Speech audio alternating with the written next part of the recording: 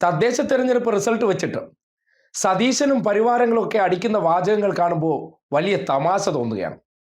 ജനവിധി അത് മാനിക്കുന്നുണ്ട്.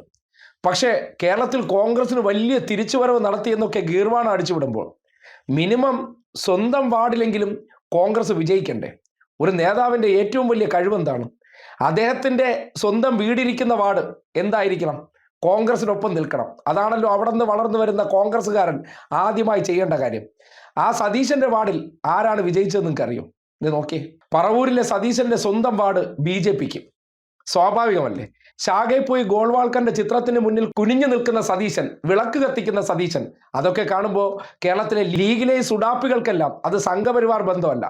രാജ്യത്താകമാനം ഇങ്ങനെ കുമ്പിട്ട് നിന്ന് ബാബറി മസ്ജിദ് തകർത്ത് അല്ലെങ്കിൽ ഇവിടെ മുഴുവൻ സംഘിവൽക്കരണം നടത്തിക്കഴിഞ്ഞവർ, അവരൊക്കെ എന്ന് പറഞ്ഞാൽ അവരാണ് ലീഗിലെ കച്ചവടക്കാരായിട്ടുള്ള മുസ്ലിങ്ങളുടെ കണ്ണിലെ മതേതരം. നിങ്ങൾക്കതൊക്കെ ആവാം. വായിൽ മണ്ണ് വീഴുന്ന കാലം വരുമല്ലോ, നമ്മളിവിടെയൊക്കെ തന്നെ കാണും.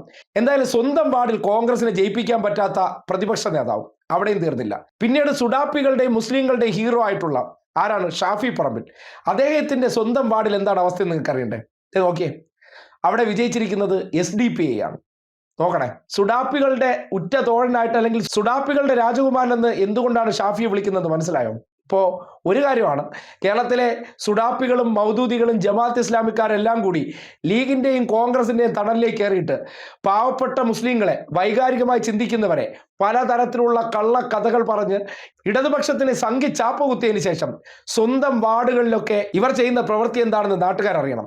ഏതൊരു വ്യക്തിയാണെങ്കിലും അവരുടെ രാഷ്ട്രീയ പ്രസ്ഥാനം വളർത്തേണ്ടത് എവിടെ നിന്നാണ്? വീട്ടുമുറ്റത്ത് നിന്നാണ്.